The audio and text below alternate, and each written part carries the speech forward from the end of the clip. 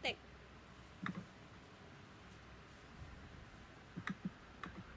Baik, Assalamualaikum warahmatullahi wabarakatuh. Alhamdulillahirrahmanirrahim. Sebelumnya, saya mewakili teman-teman saya mengucapkan terima kasih kepada Prof. Aminatun selaku dosen pengampu mata kuliah Fisika Material telah memberikan kami kesempatan untuk melakukan presentasi terhadap hasil riset mengenai inovasi material semikonduktor untuk panel surya berkelanjutan.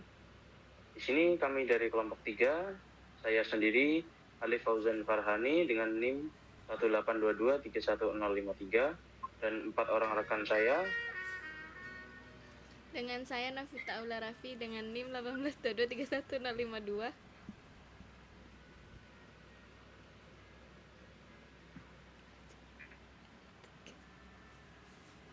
Dan saya Khairunisa Kaulan Aziza dengan NIM akhir 15. Dan saya Siti Marifatul Khair dengan NIM akhir 009. Dan saya M. Bintang Nugroho dengan NIM akhir 35. Baik, sebelum kami menjelaskan terkait hasil riset yang telah kami lakukan, izinkan saya untuk menyampaikan beberapa pendahuluan yang melatar belakangi terhadap riset riset yang kami lakukan. Transisi menuju energi terbarukan berkaitan dengan erat kemajuan teknologi. Dengan kemajuan teknologi yang semakin canggih dapat mempercepat proses transisi dari energi konvensional menuju energi yang lebih ramah lingkungan. Contoh salah satu energi yang ramah lingkungan adalah seperti cahaya matahari, air, angin, dan beberapa energi lain. Namun pada spesifik pembahasan yang kita lakukan ini, kami membahas mengenai energi cahaya matahari yang kami ubah menjadi energi listrik. Pembahasan mengenai energi terbarukan tak lepas dari sumber energi listrik yang sekarang sedang gencar untuk dikembangkan. Semikonduktor sendiri merupakan salah satu bentuk perkembangan teknologi di bidang elektronik sebagai penunjang efisiensi energi di masa sekarang dan yang akan datang. Salah satu dari pengaplikasian semikonduktor adalah panel surya yang akan kita bahas secara mendalam pada materi yang selanjutnya. Baik, panel surya yang akan kami bahas ini kami dasari dengan semikonduktor yang berbahan dasar silikon. Baik, kita akan mengenal semikonduktor pada panel surya. Pada dasarnya, panel surya bekerja berdasarkan prinsip efek fotolistrik, yakni kemampuan material semikonduktor seperti silikon dalam mengubah energi cahaya matahari menjadi energi listrik. Dalam struktur sel surya, sambungan antar semikonduktor tipe P dan tipe N, yaitu junction PN, menciptakan medan listrik internal yang memisahkan muatan ketika foton mengenai sel sehingga menghasilkan aliran listrik silikon menjadi pilihan utama, yakni karena apa? Karena silikon sendiri memiliki celah pita yang sesuai, stabilitas tinggi, serta efisiensi konversi yang baik. Dalam menangkap spektrum cahaya seperti matahari, efisiensi panel surya sangat ditentukan oleh kualitas semikonduktor, struktur permukaan, serta teknik doping atau rekayasa lapisan yang digunakan. Baik, untuk selanjutnya kita akan mengenal lebih lanjut mengenai semikonduktor, yaitu silikon. Pada riset ini kami spesifik membahas mengenai silikon. Ya, seperti pada yang tertera pada gambar di PPT, itu merupakan bentuk material silikon dalam bentuk mentah. Ya, silikon merupakan material semikonduktor yang paling banyak digunakan dalam industri elektronik. Mengapa demikian? Karena sifatnya yang stabil, kemudian ketersediaan di alam itu sangat melimpah, serta kemampuannya untuk diproses menggunakan teknologi CMOS. Silikon memiliki celah pita atau band gap sebesar 1,1 elektron volt yang menjadikannya ideal untuk mengendalikan aliran listrik dalam perangkat elektronik. Pengembangan terbaru menunjukkan bahwa silikon kini tidak hanya berfungsi sebagai bahan dasar untuk transistor dan sirkuit logika, tetapi juga mulai digunakan dalam sistem fotonik kuantum. Dalam penelitian oleh Ed Cook et al. Pada tahun 2022, dijelaskan bahwa silikon dapat diintegrasikan secara padat dalam sistem fotonik, memungkinkan pengembangan teknologi komunikasi berbasis cahaya dengan efisiensi tinggi serta kompatibel dengan infrastruktur CMOS yang ada. Kemudian, teknik wafer bonding berbasis silikon memungkinkan penggabungan silikon dengan material semikonduktor lain seperti gallium arsenat, dan beberapa material lain. Bao et al. Pada tahun 2021 menyebutkan bahwa teknologi ini memungkinkan terciptanya perangkat hibrida elektrofotonik yang lebih kompleks. Dengan inovasi ini, silikon tetap menjadi fondasi penting dalam kemajuan teknologi semikonduktor modern. Ya, pada dasarnya, silikon ini merupakan bahan dasar yang digunakan untuk pembuatan material PV atau fotovoltaik yang biasa kita kenal dengan panel surya.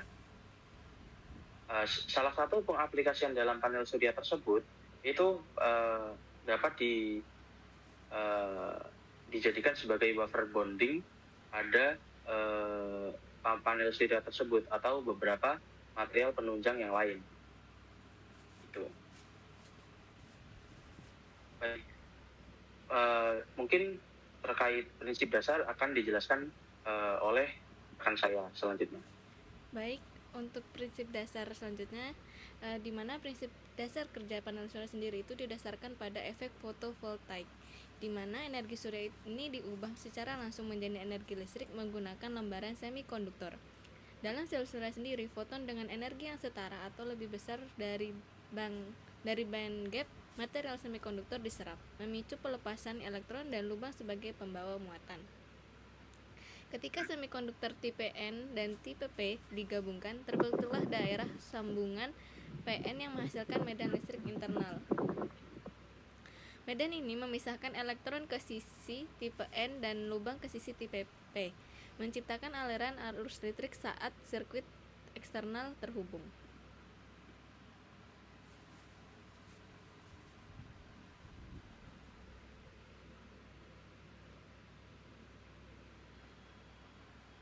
Kemudian prinsip dasar selanjutnya yaitu efisiensi sel surya sangat bergantung pada sifat-sifat fisik material penyerapannya, seperti energi band gap, mobilitas pembawa muatan, waktu hidup pembawa muatan, laju rekombinasi, konsentrasi doping, dan konduktivitas listrik. Selain itu, karakteristik optik sendiri seperti koefisien absorpsi, indeks bias, dan reflektivitas juga berperan penting dalam menentukan seberapa efektif sel dapat menangkap dan mengubah cahaya matahari.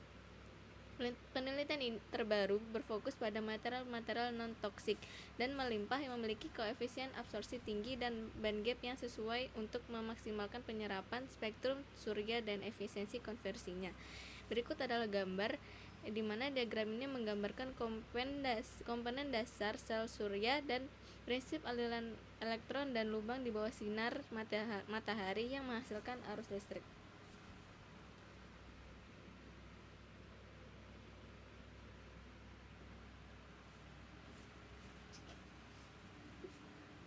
Untuk metode penelitiannya, penelitian ini mengembangkan material semikonduktor untuk panel surya melalui 3 pendekatan utama, yaitu simulasi, eksperimen laboratorium, dan pengujian lapangan. Untuk material silikon digunakan teknologi simulasi berbasis data 3 dimensi yang diproses menggunakan model machine learning guna memetakan struktur internal secara volumetrik. Pendekatan ini memungkinkan analisis statistik dan identifikasi ketidakpastian dalam struktur material. Dalam pengembangan sel surya, metode pertumbuhan kristal seperti teknik Czochralski untuk monokristalin dan directional solidification untuk multikristalin digunakan untuk menghasilkan ingot silikon berkualitas tinggi. Proses manufaktur yang melibatkan teknik deposisi seperti PECVD dan LPCVD untuk menumbuhkan lapisan pasivasi serta lapisan anti refleksi yang berfungsi mengurangi rekombinasi pembawaan muatan dan meningkatkan efisiensi konversi energi. Next. Diagram ini menjelaskan langkah-langkah utama dalam proses fabrikasi sel surya TOPCon. Proses dimulai dari penataan tekstur permukaan wafer, dilanjutkan dengan penghilangan P+ dan penyesuaian morfologi. Setelah itu dilakukan difusi M+ dan pembersihan menggunakan metode SE+. Tahapan berikutnya mencakup screen printing dan viring, diikuti oleh difusi boron untuk pembentukan lapisan P+ di sisi belakangnya sel. Terakhir dilakukan pasivasi permukaan menggunakan lapisan thermal SiOx dan polisilikon untuk meningkatkan efisiensi dan mengurangi kehilangan energi akibat rekombinasi. Next.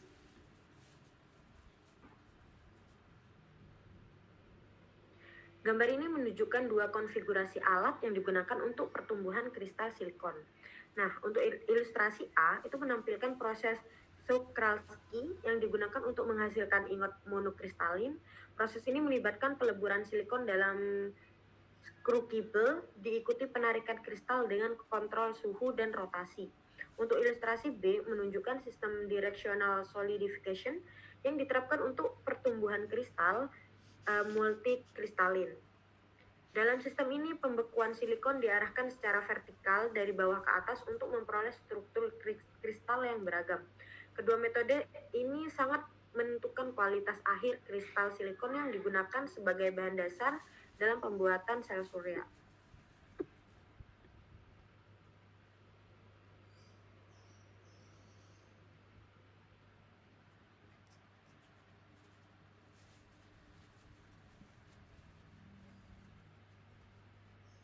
Mungkin untuk implementasi dan evaluasi dapat dijelaskan oleh Alif.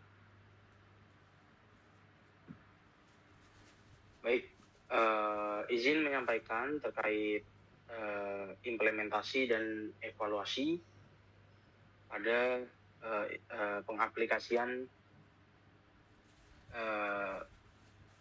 silikon pada panel surya. Untuk implementasi silikon pada panel surya ini dapat jadi beberapa pengaplikasian. Salah satunya yaitu sebagai bahan dasar sel surya. Bagaimana itu? Silikon kristalin adalah material utama yang digunakan pada lebih dari 90% panel surya di dunia. Ini karena sifat semikonduktornya yang stabil dan efisien dalam mengubah cahaya menjadi listrik. Seperti yang saya sampaikan tadi bahwa silikon memiliki karakter dan sifat yang dapat menyerap fotonik ya. Jadi dia dapat mengubah energi cahaya menjadi listrik. Kemudian yang kedua, pengaplikasiannya dalam panel surya adalah sebagai substrat wafer. Bagaimana silikon diolah menjadi wafer tipis sebagai tempat terbentuknya struktur elektronik sel surya. Lantas apa fungsi dari wafer ini, substrat wafer ini? Substrat wafer ini menjadi landasan utama pembuatan junction PN yang vital dalam proses konversi energi, seperti yang dijelaskan oleh teman saya tadi. Kemudian, silikon juga dapat digunakan sebagai struktur PN junction. Silikon tipe N dan tipe P digabungkan untuk membentuk PN junction. Disinilah terjadi pemisahan muatan ketika terkena cahaya dan akan menghasilkan arus listrik.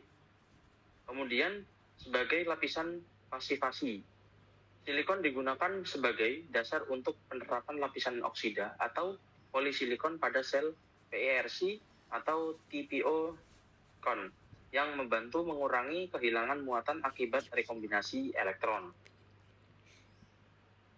Beberapa evaluasi dari material silikon yaitu meliputi satu, produksi silikon murni membutuhkan energi besar dan menghasilkan emisi karbon yang tinggi. Hal ini menimbulkan tantangan dalam konteks transisi energi bersih menuju energi yang berkelanjutan. Kemudian yang kedua, sel surya berbasis silikon bisa menurun kinerjanya karena degradasi akibat sinar UV, suhu tinggi, dan kelembapan. Oleh karena itu, daya tahan jangka panjang perlu terus diuji dan ditingkatkan. Ada beberapa cara peningkatan, salah satunya yaitu dengan melakukan deposisi dengan beberapa material seperti SiO2 atau TiO2. Kemudian yang ketiga, panel surya generasi lama sulit didaur ulang, terutama dalam pemisahan silikon dari komponen lain. Evaluasi sistem sirkularitas penting agar limbah tidak menjadi masalah lingkungan di masa mendatang.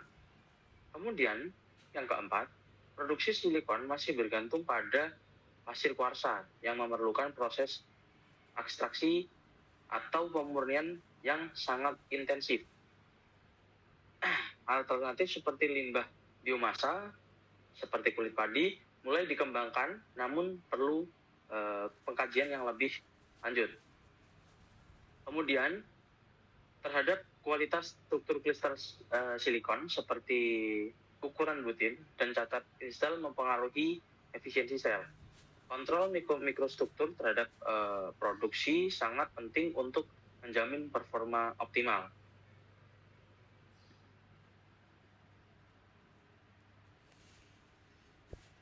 Kemudian untuk kelebihan dan manfaatnya, di mana penggunaan panel surya memberikan berbagai kelebihan yang signifikan.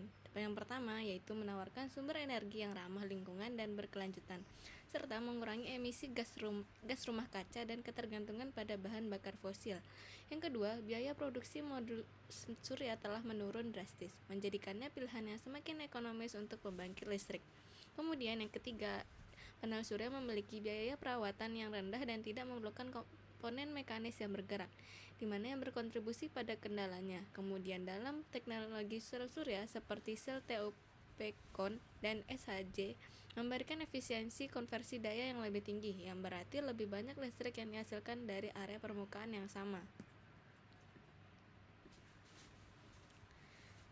Selain itu juga pengembangan material biomasa berbasis silikon menawarkan jalur produksi yang lebih berkelanjutan, mengubah limbah pertanian menjadi komponen baterai yang berharga. Ini tidak hanya mendukung tujuan keberlanjutan, tetapi juga menciptakan peluang ekonomi baru melalui daur ulang material-material berharga seperti silikon, aluminium, perak, dan tembaga dari modul PV yang dinonaktifkan. Dan berikut adalah gambar di mana menampilkan perbandingan antara arsitektur sel surya PERC yang di sebelah kiri dan juga TOP-CON di sebelah kanan, yaitu menunjukkan perbedaan dalam lapisan pasivasi dan kontak belakang yang berkontribusi pada peningkatan efisiensi.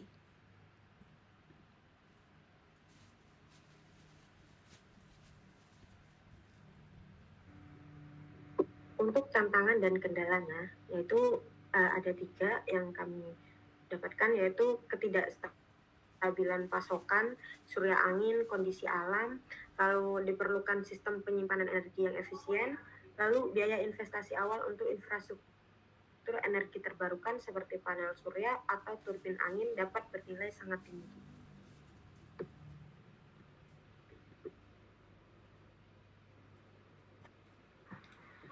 Lalu untuk future plan dari penelitian tentang materi semikonduktor silikon di bidang pengaplikasian pada panel surya ini ialah sebenarnya sangat banyak peluang dalam memanfaatkan silikon untuk menjadi fotovoltaik, menjadi bahan dasar fotovoltaik atau PV. Dengan berfokus pada inovasi material dan optimasi proses untuk mengatasi tantangan yang ada. Salah satu ala utama adalah pengembangan material oksida logam ideal yang dapat memberikan pasifasi permukaan terbaik pada antarmuka semikonduktor atau logam. Hal ini bertujuan untuk meminimalkan resistansi kontak dan meningkatkan aliran pembawa mayoritas sehingga secara signifikan meningkatkan efisiensi dari PV tersebut. Dan juga eksplorasi biomasa sebagai sumber silikon akan terus ditingkatkan dengan fokus pada standarisasi protokol pengolahan dan analisis komposisi untuk memastikan kemurnian dan konsistensi material. Penelitian akan mencakup dampak parameter kultivasi dan pertumbuhan terhadap profil pengotor yang sebenarnya sangat krusial untuk mengadaptasi sumber silika biogenik ke standar komersial. Pemanfaatan kecerdasan buatan atau AI dan machine learning juga akan diperluas untuk mengoptimasi desain sel surya, deteksi cacat, serta optimasi jalur produksi, dan juga mempercepat inovasi serta efisiensi operasional dalam industri PV.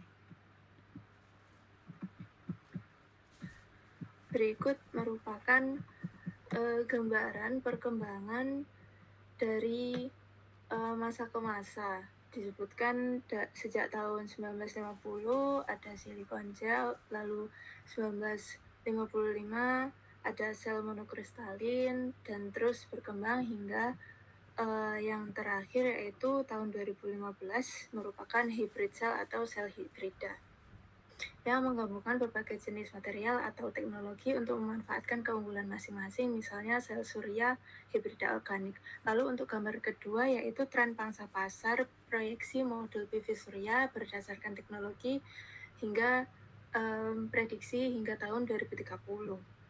Dengan gambar ini merupakan diagram lingkaran atau pie chart yang menunjukkan proyeksi pangsa pasar berbagai teknologi modul PV surya hingga tahun 2030. Ini memberikan kita gambaran tentang bagaimana pasar fotovoltaik diperkirakan akan terdistribusi di antara teknologi yang berbeda di masa depan.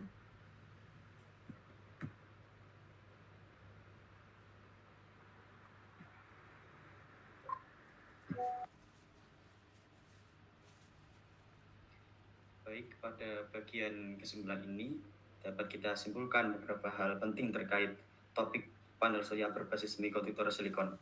Yang pertama yaitu semikonduktor adalah material yang dapat menghantarkan listrik secara terbatas dan dapat dikendalikan. Di antara berbagai jenis semikonduktor, silikon merupakan yang paling umum digunakan karena sifatnya yang stabil, melimpah di alam dan juga mudah diproses. Untuk yang kedua yaitu silikon menjadi bahan utama dalam pembuatan panel surya karena memiliki efisiensi konversi energi yang baik serta struktur band gap yang cocok untuk aplikasi tersebut. Yang ketiga yaitu adanya inovasi teknologi seperti TOPCon, yaitu tunnel oxide passive contact, mampu meningkatkan kinerja panel surya melalui optimalisasi struktur dan juga proses pasifasi. Selanjutnya, penggunaan material yang ramah lingkungan dan efisien, serta pengembangan proses produksi yang lebih bersih, sangat mendorong keberlanjutan teknologi panel surya di masa depan.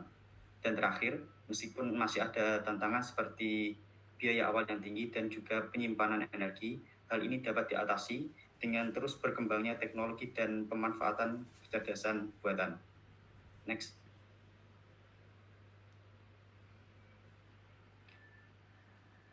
Berikut adalah beberapa referensi jurnal ilmiah yang menjadi dasar penyusunan materi ini. Next.